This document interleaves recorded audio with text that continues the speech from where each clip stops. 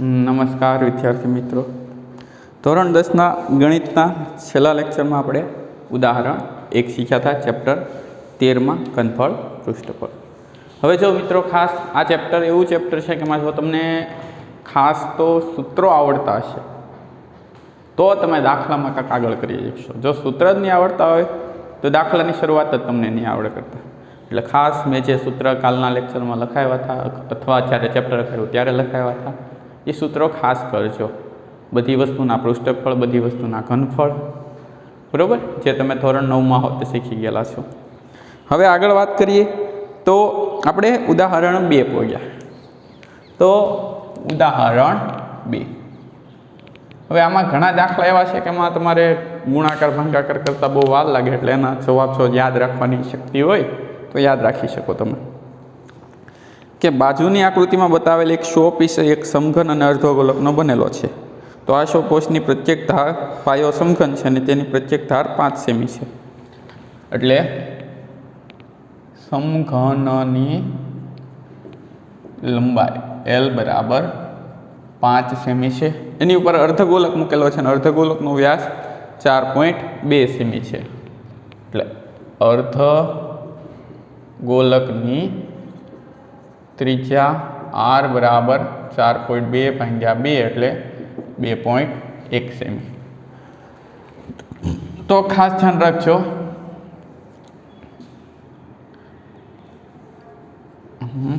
આવી રીતના એક સમઘન છે.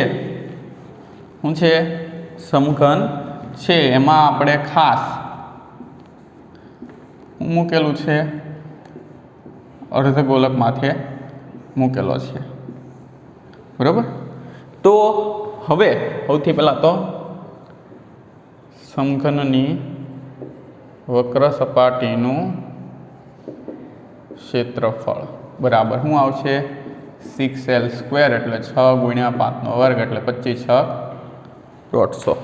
5નો વર્ગ 25 થાય ને, એટલે 150 સેમી સ્ક્વેર.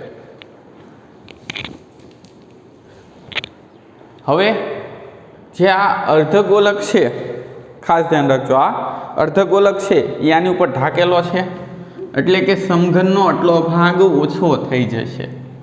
અર્ધગોલકનું તળિયું હોય ને એના કારણે સમઘનનો ભાગ શું થશે? ઢકાઈ જશે. તો હવે જે પદાર્થ છે એટલે કે શો પીસનું ઘનફળ, પૃષ્ઠફળ લખી નાખું. શો પીસનું પૃષ્ઠફળ બરાબર સમઘનનું પૃષ્ઠફળ માઇનસ સમઘનને જે ભાગ ઢકાઈ જશે એ કરવું પડશે. તો અર્ધગોળાના વર્તુળાકાર આધારનું ક્ષેત્રફળ. જો ખાસ ધ્યાન રાખજો, ધારો કે આ સમઘન છે એની ઉપર આ ગોળો આમ મૂકો તો આટલો ભાગ ઢકાઈ જશે ને, આટલો ભાગ શું થશે? ઢકાઈ જશે. એ સપાટીમાં ગણાય નહીં. તો એ શું કરવું પડશે? વર્તુળાકાર આધારનું ક્ષેત્રફળ વત્તા અર્ધગોળાની વક્ર સપાટીનું ક્ષેત્રફળ. આવી રીતના થશે. જો આ કઈ રીતના એવું ખાસ ધ્યાન રાખજો કે સૌથી પહેલાં આપણે સમઘન લીધો. શું લીધો? સમઘન લીધો. તો એ સમઘનનું કુલ પૃષ્ઠફળ મળી ગયું. હવે અહીંયા ગોળો મૂકી ગયો એટલે એ અર્ધ ગોળો મૂકો એટલે એટલો ભાગ ઢકાઈ જાય. એટલે સમઘનમાંથી એટલો ભાગ આપણે દૂર કરવો પડશે, કારણ કે એ પૃષ્ઠફળમાં ગણાશે નહીં. પૃષ્ઠફળમાં એટલે પૃષ્ઠફળ એટલે શું થાય? તમને બહારથી દેખાતી સપાટી. તો એમાં સમઘનનું પૃષ્ઠફળ માઇનસ અર્ધવર્તુળાકાર ગોળાનું પૃષ્ઠફળ એના પાયાનું અને અર્ધગોળાની વક્ર સપાટી. સમઘનનું કેટલું આવ્યું આપણે? 150 ઓછા અર્ધગોળાનો પાયો વર્તુળાકાર હોય, વર્તુળાકારનો ક્ષેત્રફળ શું આવે? πr² વત્તા અર્ધગોલકની વક્ર સપાટીનું ક્ષેત્રફળ 2πr². આવી રીતના થશે. એટલે 150 વત્તા πr² થશે. શું થશે? 150 વત્તા πr². તો 150 નામ પાયની જગ્યાએ 22/7 r² એટલે 2.1 21/10 7 તેરી 21। હવે છેદ નથી ઉડાડવા, 22 × 66, 66 ગુણ્યા 21 કરીએ, 66 ગુણ્યા શું કરીએ, 66 ગુણ્યા 21 કરો એટલે આવે 1386। શું આવે? 1386/100 એટલે 150 વત્તા 13.86 થશે એટલે 163.86 સેમી સ્ક્વેર આપણો જવાબ। બરાબર, સિમ્પલ દાખલો છે, એટલો બધો અઘરો છે નહીં। ખાસ ધ્યાન રાખજો શું કર્યું કે અહીંયા 7 તેરી 21, 3 વેચા 22 તેરી 66, 66 ગુણ્યા 21 એટલે 1386/100 એટલે 13.86। બરાબર, લખી લો પછી આપણે આગળ વિચારીએ।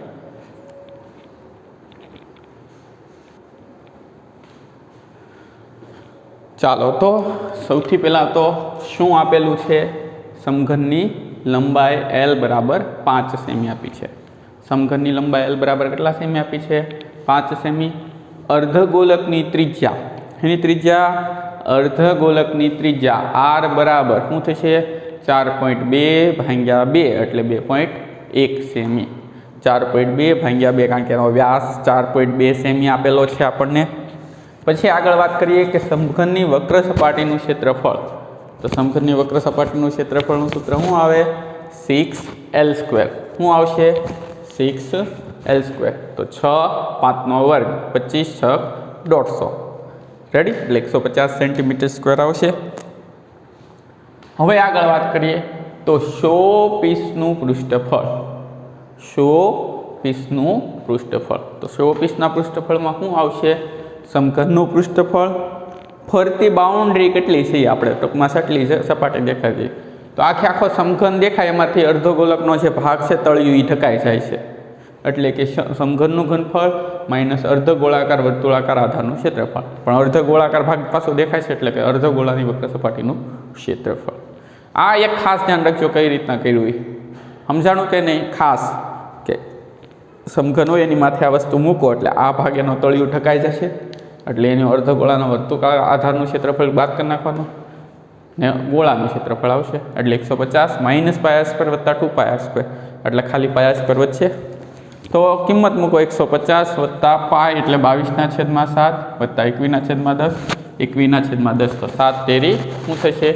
21 થશે એટલે 22 તેરી 66 ગુણ્યા 21 એટલે 1386/100 એટલે 13.86। 150માં 13.86 ઉમેરો એટલે કેટલા થશે? 163.86 કેટલા થશે? 163.86 સેમી સ્ક્વેર આ આપણો જવાબ। ચાલો હવે ઉદાહરણ 3 ગણીએ। તો ઉદાહરણ 3 છે એ થોડુંક લાંબુ છે પણ છે સરળ, એટલું બધું અઘરું નથી। એમાં એવું કીધું છે કે બાજુની આકૃતિમાં એક આકૃતિ આપી છે, એક લાકડાનું રોકેટ એક નળાકાર ઉપર શંકુ મૂકીને બનાવેલું છે। એટલે લાકડાનું રોકેટ બનાવેલું છે, એમાં નીચે નળાકાર છે, નીચે શું છે? નળાકાર છે અને એની ઉપર શું મૂકેલો છે? શંકુ મૂકેલો છે। એની ઉપર શું મૂકેલો છે? શંકુ મૂકીને આખું રોકેટ તૈયાર આવી રીતના છે। નળાકાર ઉપર એણે શંકુ મૂકીને રોકેટ તૈયાર કરેલું છે। જો રોકેટની કુલ ઊંચાઈ 26 સેમી હોય એટલે આખા રોકેટની ઊંચાઈ કુલ કેટલી છે? 26 સેમી। જો શંકુની ઊંચાઈ 6 સેમી હોય, શંકુની ઊંચાઈ કેટલી છે? 6 સેમી। જો શંકુના પાયાનો વ્યાસ 5 સેમી અને નળાકારના પાયાનો વ્યાસ 3 સેમી એટલે આનો પાયાનો વ્યાસ 3 સેમી અને આનો પાયાનો વ્યાસ 5 સેમી મોટો છે ને। તો જો શંકુ આકારના ભાગને નારંગી રંગ કરવો હોય અને નળાકાર ભાગને પીળો રંગ કરવો હોય તો રંગ પ્રમાણે રોકેટના પ્રત્યેક ભાગનું ક્ષેત્રફળ શોધો। ખાસ શું ધ્યાન રાખવાનું છે કે શંકુ આકારના ભાગને નારંગી એટલે આને નારંગી રંગ કરવાનો છે અને નળાકાર ભાગ છે એને પીળો રંગ કરવાનો છે। તો શું કરવું પડશે? તો એની માટે ખાસ ધ્યાન રાખજો, પહેલાં તો હું જોશે પૃષ્ઠફળ છે એટલે ત્રિજ્યા આપેલી છે, લંબાઈ ત્રિયક ઊંચાઈ જોશે ને પાયા રેલ આવે તો એ પહેલાં બધું ગણી લઈએ. તો પહેલાં અહીંયા લખતા જઈએ. સૌથી પહેલાં શંકુની ત્રિજ્યા r બરાબર 5/2 એટલે 2.5 સેમી. શંકુની ત્રિજ્યા કેટલી થઈ? 2.5 સેમી. પછી શંકુની ઊંચાઈ h બરાબર 6 સેમી છે. પછી નળાકારની ત્રિજ્યા એને r ડેશ કહી દઈએ અથવા કેપિટલ R કહી દઈએ as your wish. r dash કેટલા સેમી છે? 3/2 એટલે 1.5 સેમી. હવે નળાકારની ઊંચાઈ ડાયરેક્ટ આવડશે હવે તો. h ડેશ બરાબર કુલ ઊંચાઈ 26 માઇનસ h એટલે 26 માઇનસ 6 એટલે કેટલા સેમી થશે? 20 સેમી. જો આ વસ્તુ કઈ રીતના કરી? કુલ 26 સેમી છે, એમાંથી આ 6 સેમી છે એટલે નળાકારની ઊંચાઈ કેટલી આવશે? 20 સેમી આવશે. હવે શંકુની ત્રિયક ઊંચાઈ ગણવાની છે. શું ગણવાની છે? શંકુની ત્રિયક ઊંચાઈ L બરાબર √ r² પ્લસ h² એટલે √ વોટ ઇઝ r² એટલે 2.5 વર્ગ વત્તા 6 વર્ગ. 2.5 વર્ગ એટલે કેટલા થાય? 25 વર્ગ 625 એટલે 6.25 અને આનો વર્ગ 36. 36 6.25 એટલે 42.25. તો હવે ધ્યાન રાખજો, જો આ મેં શીખવાડેલું છે કે આ 25 ના 5 મૂકી દીધા, 42 છે તો કઈ બે ક્રમિક સંખ્યાનો ગુણાકાર 42 થાય? તો 7 6 એટલે જવાબ શું આવશે? 6.5 સેમી. કોઈ પણ જગ્યાએ ધારો કે 25 વર્ગ કહે તો 5 ના 25, 2 ના 2 તેરી 6, 625 આવી ગયો. 35 વર્ગ કે 5 ના 25, 3 ના 3 ચોખ્ખું 12 એટલે 1225. એવી રીતના આપણે કોઈ પણ જે 5 વાળી સંખ્યા હોય એનો વર્ગ આપણે શોધી શકીએ. બરોબર? તો આટલું રેડી. આ એનું બધું બેઝિક મળી ગયું. હજી દાખલો આગળ બાકી છે ઘણો બધો. આ શું મળી? બધી કિંમતો મળી.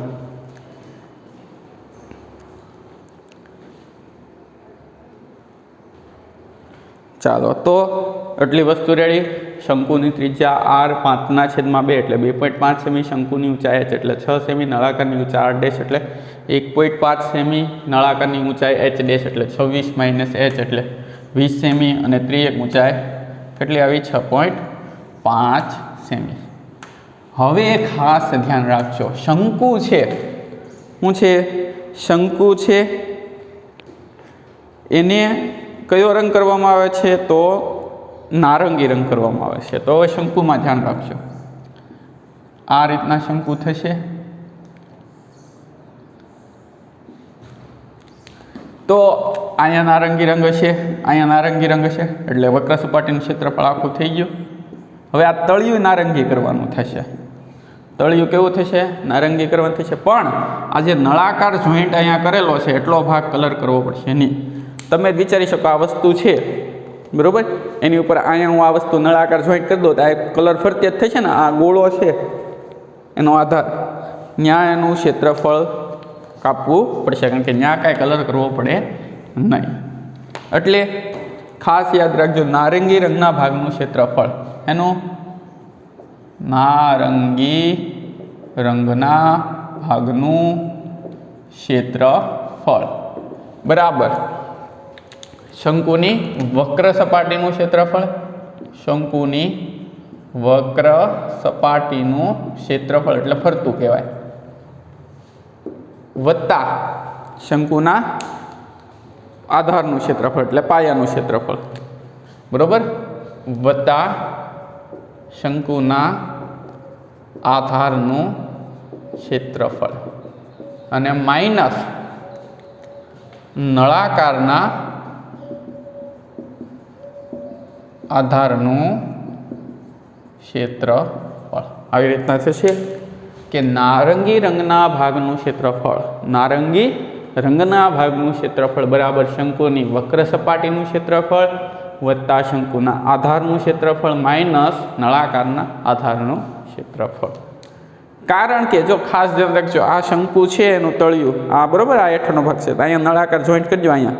તો આ ભાગ છે એમાં, આ ગોળ ભાગ છે એમાં આપણે કલર કરવાની કાંઈ જરૂર પડતી નથી. તો હવે શંકુની વક્ર સપાટીનું ક્ષેત્રફળ શું આવશે? Pi R L. શંકુનો છે પાયો કેવો હોય? પાય આર સ્ક્વેર.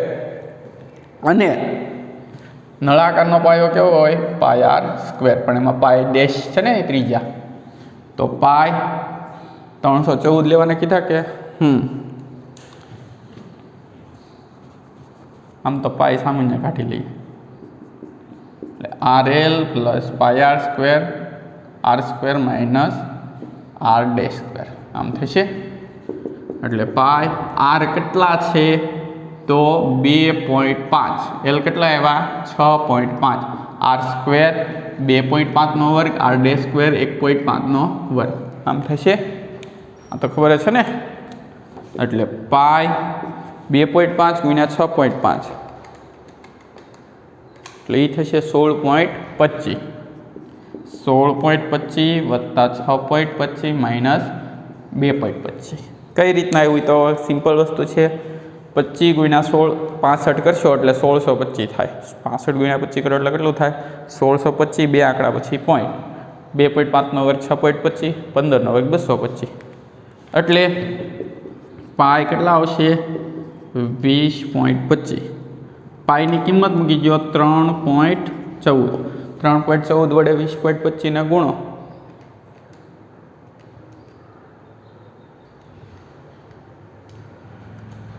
.14 એટલે 63.585.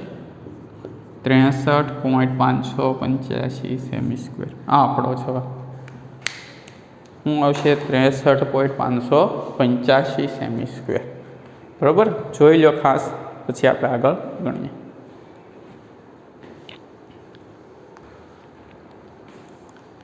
ચાલો તો નારંગી રંગના ભાગનું ક્ષેત્રફળ બરાબર શંકુની વક્ર સપાટીનું ક્ષેત્રફળ વત્તા શંકુના આધારનું ક્ષેત્રફળ માઇનસ નળાકાર આધારનું ક્ષેત્રફળ. એટલે જો ફરતું, જો ખાસ ધ્યાન રાખજો, શંકુ ફરતો હોય પછી આ ભાગ કલર, પણ આ ભાગ કાપવો પડશે. એ ભાગ કલર કરવામાં આવતો નથી, ઢકાઈ જાય ને. એટલે તો શું આવશે? એ નળાકારના આધારનું ક્ષેત્રફળ બાદ કરવું પડશે. આનું પાય આર એલ, આનું પાય આર સ્ક્વેર, આનું પાય આર ડેશ સ્ક્વેર, કારણ કે ત્રીજા બેની અલગ અલગ છે. પાય સામાન્ય કાઢી લો એટલે આર એલ વત્તા R square minus R dash square.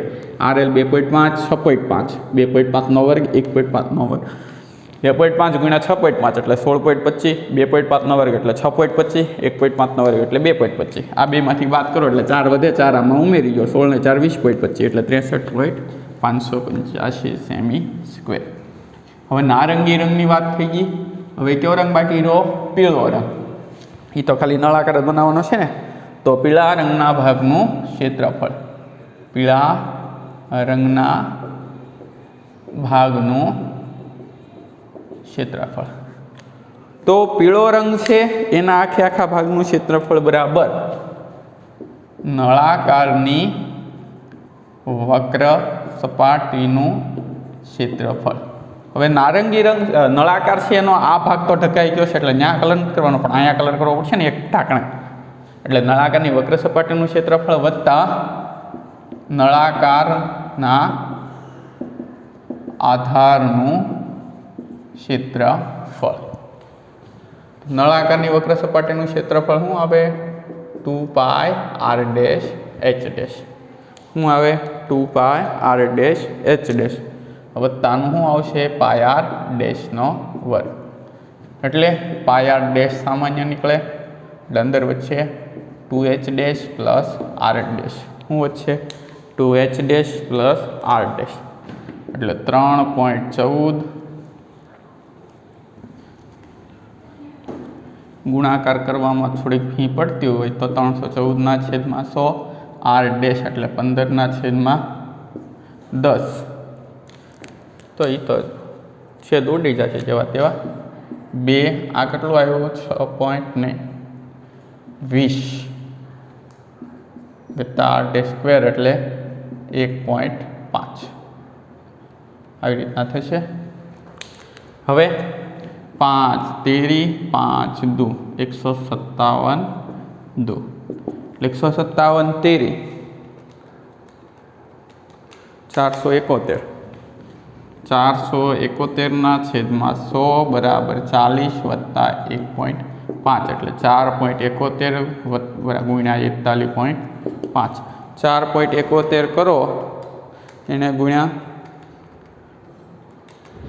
4.71 એને ગુણ્યા 41.5 એટલે 195.465 195.465 સેમી સ્ક્વેર આવે છે બરાબર।